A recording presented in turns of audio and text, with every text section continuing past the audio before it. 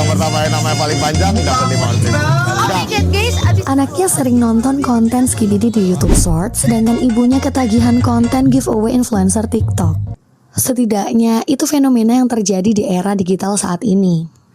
Tapi, kalian tahu nggak sih kalau kegiatan scrolling konten sosial media yang berlebihan itu bisa berdampak sangat besar bagi otak kita, atau sekarang lebih dikenal dengan istilah brain rot. Tapi, apa sih sebenarnya brain rot itu? Dari mana istilah ini muncul dan kenapa generasi sekarang rentan banget terkena brain rot? Lalu, apa dampaknya untuk hidup kita?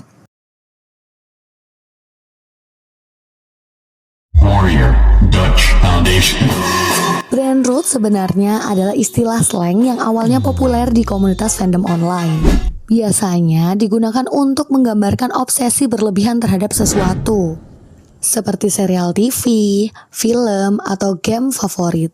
Kalau kamu pernah nggak bisa berhenti mikirin satu karakter atau cerita sampai ke bawah mimpi, itulah yang dulu kita sebut brain rot.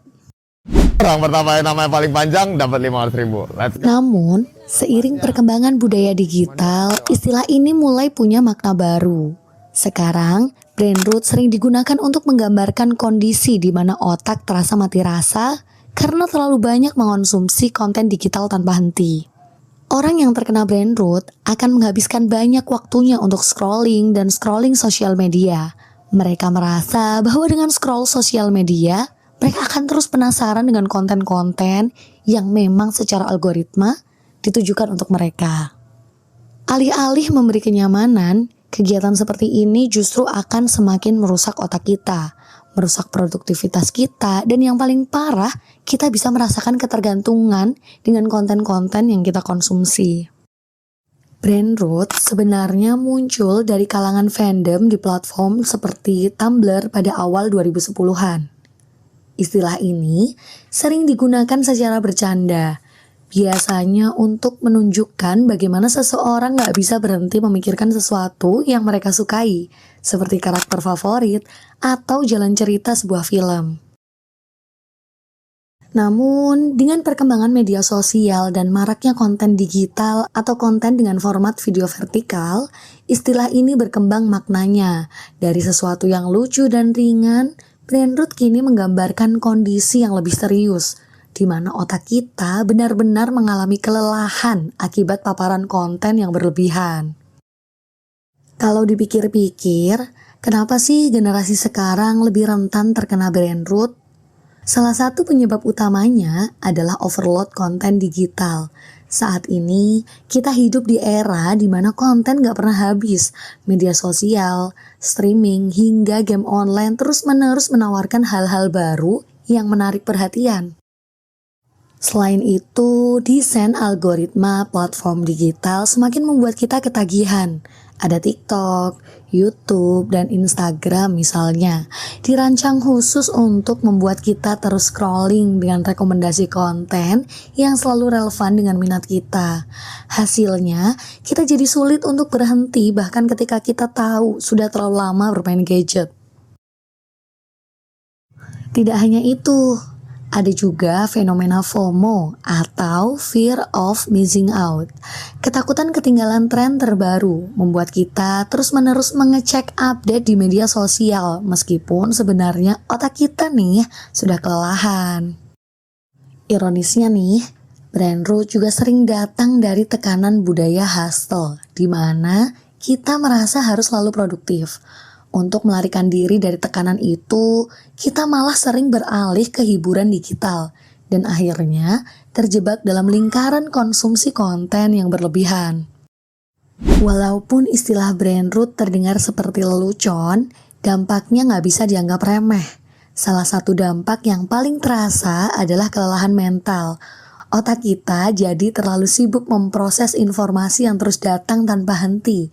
Bahkan untuk hal-hal yang sebenarnya nggak penting sama sekali. Dampak lainnya adalah penurunan konsentrasi karena otak terbiasa dengan stimulus cepat dari media sosial. Kita jadi susah fokus pada satu hal untuk waktu yang lama. Selain itu, konsumsi konten yang berlebihan juga bisa mengikis kreativitas. Alih-alih merasa terinspirasi, kita malah merasa buntu karena otak terlalu jenuh karena terlalu banyak referensi yang masuk. Dan yang lebih mengkhawatirkan, brain rot juga bisa menyebabkan isolasi sosial. Kita jadi terlalu sibuk dengan dunia online sampai-sampai lupa untuk membangun hubungan di dunia nyata.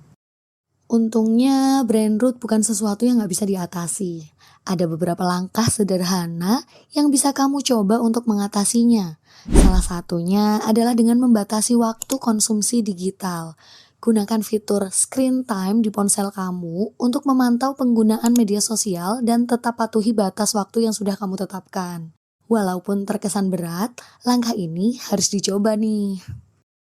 Cobalah juga memberikan waktu bagi otak untuk bernafas. Misalnya dengan melakukan aktivitas offline seperti berjalan-jalan, membaca buku, atau meditasi. Aktivitas seperti ini bisa membantu otak kamu untuk pulih dari kelelahan digital.